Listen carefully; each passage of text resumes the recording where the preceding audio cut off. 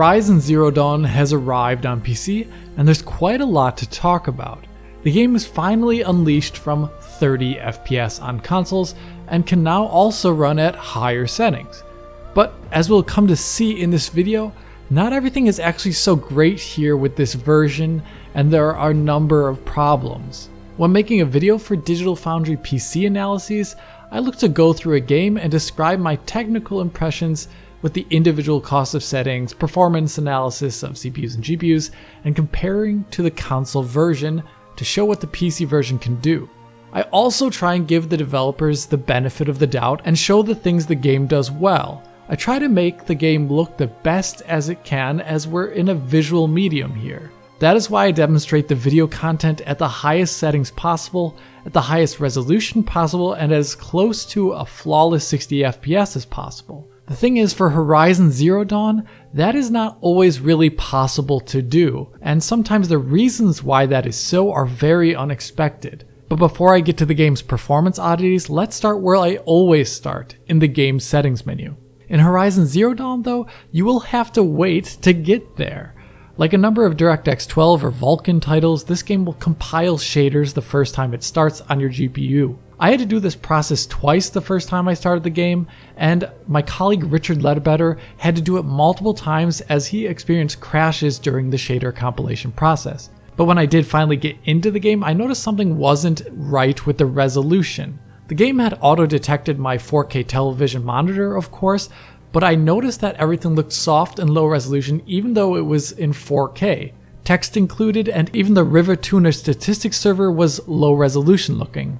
A quick check allowed me to see that the game was actually running at 4K, but being downscaled to 1080p and then being upscaled again to 4K. While this is happening, the game cannot tear as well, rather it seems to have triple buffered Vsync enabled.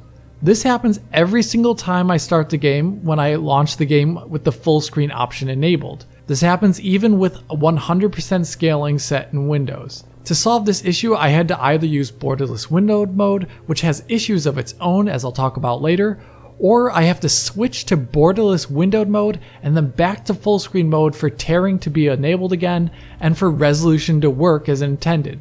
I have to do this every single time I start the game, mind you. But beyond this oddity, the graphical settings themselves are nice. They are numerous and detailed and offer you a preview image of what they should do, and even an in-game benchmark with a performance report at the end. In my experience, this benchmark is good for getting a core sense of your in-game performance, but it's not exactly representative. One of the best parts of the menu beyond the benchmark is that it gives you a good idea of the original console graphics with the original setting here, which is essentially medium. This was very easy to confirm just at the beginning of the game itself by comparing the various presets next to the PS4 Pro version.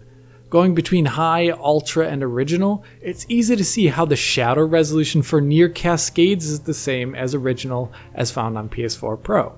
You can see that the geometry quality settings are the same by gauging how the bushes render into the distance, which are indeed the same as original. Clouds on the original setting also have the same artifacts as those found in the PS4 Pro version.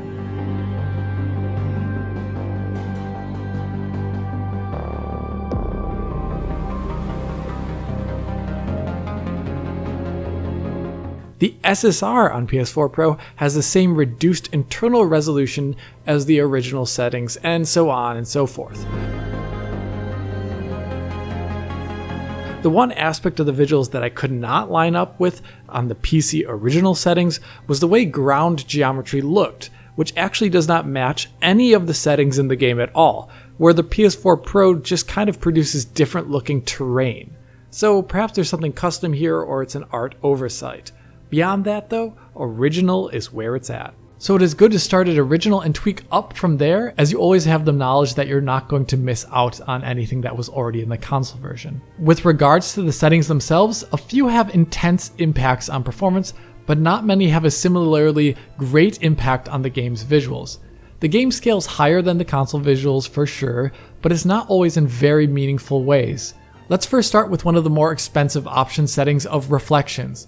This setting controls the resolution of screen space reflections in the game, with the high settings being full resolution and medium and low reducing the resolution of reflections below that. There's not actually a great practical difference in most of the game's visuals here when you change the setting, as the game takes place in nature with a lot of dull materials, and the highest settings really only impact the resolution of SSR, so it does not fix other problems with it, it just makes them sharper. Going from high to medium can improve performance by 15% and high to low by 17%. Here I recommend the console medium setting for optimized settings. One of the next more expensive options is found in the cloud quality setting, which adjusts the resolution of the game's volumetric clouds above those found on console. Medium has more obvious lower resolution features on the clouds if you look, and a chunkier look or aliased look and movement for some smaller features at times. If you go up to Ultra, the clouds fill out more, have less aliasing, and more detail. Ultra is expensive though. Going from Ultra to High will improve performance by a rather large 26%. And going from Ultra to Medium will improve performance by 30%. Here I recommend High, as it will eliminate some of the blockier elements you might see on Medium, but it does not cost too much more. But if you are desperate for frames, Medium was fine enough for PS4, so it should be fine enough for those looking for more performance. After this, your next bang for your buck setting is the model quality setting, which does two things. Firstly, it increases the distance at which certain patches of grass or objects render into the distance, so it reduces pop-in. Then it will also increase the distance at which higher quality of versions of models are rendered, so trees into the distance will look less like cardboard cutouts in 2D and show off more individual branches and leaves. Though it must be said this could potentially increase aliasing in the game, so it's not just a straight advantage necessarily. In the end here, the cost is not too great though. High and Ultra have minimal differences in cost in this view, while Medium and Low run about 6 to 7% better respectively. Here for my optimized settings, I actually do recommend the Ultra settings for a majority of PCs out there, as this is one of those games with a lot of further views in it, and it will help make the game look better in motion with less pop-in. After this, the settings become less visually impactful or perhaps do not work like they should. Take shadows for example. This setting merely increases the resolution of the shadow map cascade closest to the camera, and that's really about it. It does not adjust the range at which the shadow map cascades change, which is still very close to the camera, nor does it increase the range at which shadows draw into the distance. So Ultra just has slightly crisper shadows up close than Medium. So this helps a bit with self-shadowing, but not dramatically. Here I recommend the high shadows for optimized settings, as you can save up to 5% over Ultra in scenes like this one, and the game will have slightly better self-shadowing than Medium. But if you are more performance conscious than even my optimized settings, Medium does not look bad exactly, and even Low doesn't look too terrible. The next setting, which is rather subtle, is the texture setting.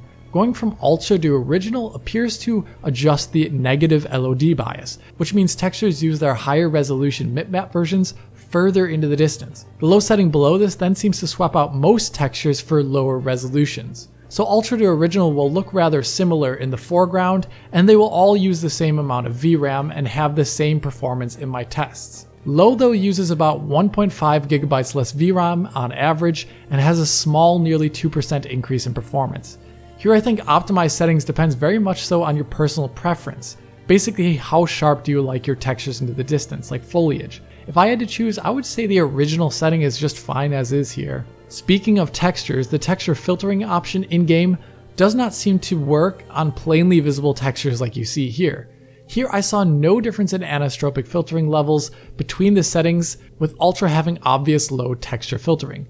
So here I recommend forcing it in your driver control panel to 16x. For anti-aliasing, we're seeing the same situation as I saw in Death Stranding, with me recommending here to use the game's TAA. It has similar issues like ghosting as we found in Death Stranding, but this is a modern game engine where anything other than TAA is going to be very jaggy as soon as the screen moves. Motion blur has scarcely a measurable difference in performance in most scenes, and ambient occlusion works in a way that I'm not fond of. Going from the original medium value to Ultra makes the SSAO effect more transparent and weaker. It may be more accurate by some unknown technical way, but the game's indirect lighting intensity was not designed around such a weak ambient darkening. So on Ultra, objects and character models in shadow glow a lot more. I don't like the way it looks. And if you do stay at medium, which I recommend for my optimized settings, you save 3% more performance over Ultra and High. If you are looking to utilize the game's dynamic resolution scaling setting, I really do not recommend it in this case, as it is overzealous to the extreme and coarse in its application. Check out this scene here. I'm running the game at ultra settings at 4K, and in this scene I'm but a tiny bit under 60 FPS, and my GPU is at full utilization basically. If I turn on dynamic resolution scaling, the GPU utilization plummets, but the frame rate goes up to 60. If you count the resolution though, it's actually running the game here at 1080p. So this isn't very useful and runs counterintuitive to the way dynamic resolution scaling tends to work in other games. So my optimized settings in the end are just tiny nudges above the default original PlayStation 4 settings, with added in anisotropic filtering and avoiding the dynamic resolution scaling. And really, if you wanted, you could just run this game at the original settings and it will look fine. The ultra settings are nice in this game and appreciated, but they do not offer meaningful returns in visuals, and I think you're better off spending that performance on resolution and frame rate in this game. And now that we have optimized settings out of the way, let's get over to performance and why I had such a hard time getting this game to run correctly. The first problem that was noticeable in this game on the massive RTX 2080 Ti and Ryzen 3900X machine is that the game can have stutters in excess of 40 milliseconds, 70 milliseconds, or 100 milliseconds. This can happen as cutscenes start or end, or when a camera changes position in a cutscene, or when a UI element for a quest is updated, or just when you're walking around the world not doing anything special in particular. This will happen reproducibly across different graphics cards and different CPUs at different resolutions. This impacts the fluidity of the game and actually in direct comparison makes the game look less visually stable at times than the PlayStation 4 Pro version, which does not suffer from these stuttering issues. Then there's the problem I noticed on my two test PCs regarding Vsync performance. For this video, I'm trying to show the game locked at 60 FPS because it looks great that way, and that's how you will want to see the game running on YouTube. The problem is, by utilizing Vsync, there will be sequences in this game where I would see the frame time drop to 33 milliseconds or 40 milliseconds periodically once every 300 frames. Like, check out this area here on the RX 5700 targeting 60 FPS at 1440p. Every 300 frames, the game just hiccups and drops to either 33 milliseconds or 40 milliseconds. This plagues multiple passages of the opening area of the game here on this GPU, and I also saw it happening on the RTX 2080 Ti machine with Vsync on. This is happening although the GPU is not being saturated. On top of this problem, I also discovered something very strange happening which had me questioning my sanity for a couple of days, but it was very specific to my Ryzen 3900X machine. At times in the game, I would notice my GPU was not giving me the performance scaling I expected. Like, check out this scene here. Here I'm running the game at console settings at 4K resolution on the RTX 2080 Ti and Ryzen 3900X. The frame rate is just about 40 FPS, but if you look, you can see that Rivet Tuner statistics server reports GPU utilization in the upper 70s and lower 80s. This means the GPU is not being fully utilized at all. In general, if you're not limited by frame rate limiters or Vsync, you're being bottlenecked by some other system component other than the GPU, and it's probably your CPU. This is an absurd thought though here, as the game runs at 30 FPS on the PS4, and a quick test showed that the CPU was not limiting the performance here. Here, if I lowered my resolution down to 90% of 4K, 80% of 4K, and 70% of 4K, I could see the frame rate going up.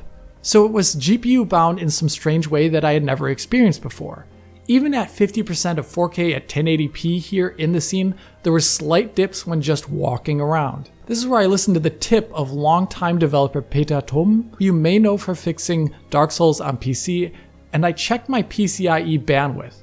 Here I saw numbers which were half the amount I expected. My PC was running my GPU in 8x mode apparently, so I had a total of 10,700 megabytes per second of bidirectional bandwidth. So I switched my PCIe components around to ensure that PCI bandwidth was in X16 mode, therefore doubling it. Going back into the game, I could confirm in the benchmark that my GPU utilization issues were essentially fixed, and I saw massive performance increases. This is an oversight on my end, and it's my fault.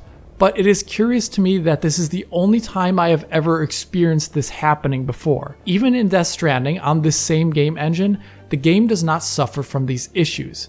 So something that this game is doing in its rendering in the backend is requiring a large amount of PCIe bandwidth.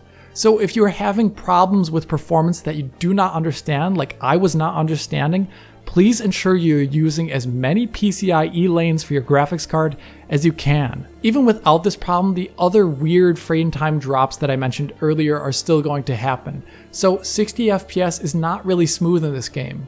If you want to try and do a locked 30 FPS, do not use the in-game FPS limiter. Setting that to 30 FPS actually limits the game to 29 FPS, but not just 29 FPS, rather 29 FPS with frame pacing problems. So it will have 40 millisecond drops, but it will also inject occasional 16.6 millisecond frames in there as well. If you want to use the nuclear option of half refresh rate Vsync for NVIDIA, this will work better, but you will still have long stutters like I mentioned earlier occasionally. Getting this game smooth was my biggest problem, and there's a lot here which is opaque and not immediately or intuitively obvious. For example, your choice of screen presentation will have a significant impact on performance. Turning on Vsync in this game, as shown in the game benchmark, has a detrimental effect on the overall frame rate even though it appears to be triple buffered. And borderless windowed mode fares even worse on average.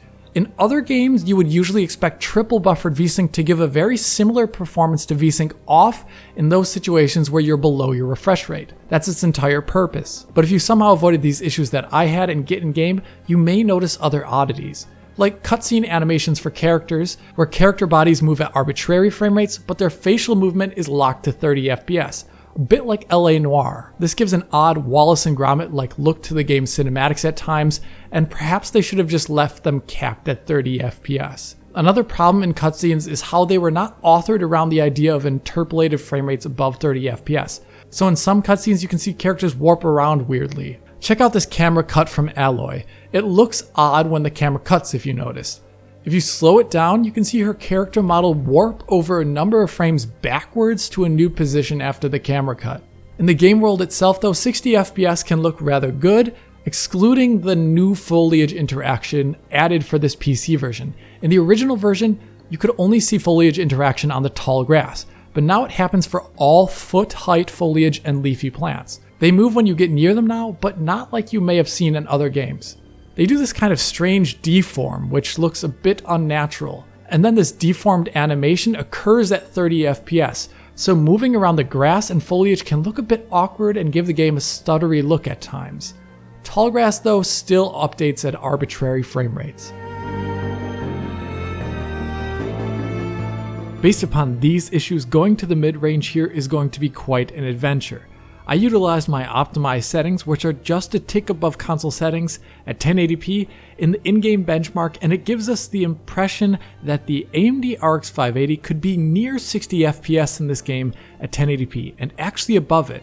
It runs most of this benchmark here in excess of 60 FPS without Vsync being engaged and does not have much stuttering. If you look over on the GTX 1060 side here of the benchmark, you can see something else entirely. It runs the benchmark more than 30% slower than the RX 580 on average, and its frame time graph is just all over the place here. This is all at 1080p with just tiny bit higher settings than the consoles. But as I mentioned earlier in the review, the benchmark is okay to gauge performance perhaps in a coarse manner, but it's not representative of the game itself. Going into the first cutscene of the game, you see the immediate problems. We have the usual stutters I mentioned earlier in the review, but GPU performance drops in comparison to the benchmark. Here the AMD RX 580 is in the 50s or in the upper 40s at times throughout this initial cutscene, while the GTX 1060 is dropping down into the 40s and 30s. This occurs while the GTX 1060 is also showcasing more erratic frame times as well. Getting into the game itself though squashes all hope that you might have had. Just running this path here through the first open field of the game shows that something is not right at all. The AMD RX 580 here spends most of its time in the upper 40s and with some occasional highs into the 50 FPS territory. At the same time, the GTX 1060 here is running nearly 40% slower and hovering just around the 30 FPS line with erratic frame times and dips below 30 FPS. These settings here are just a pinch higher than console settings at 1080p. Honestly, the GTX 1060 here is performing more like a base PS4 and not the PS4 Pro, which we often see the GTX 1060 easily triumphing over.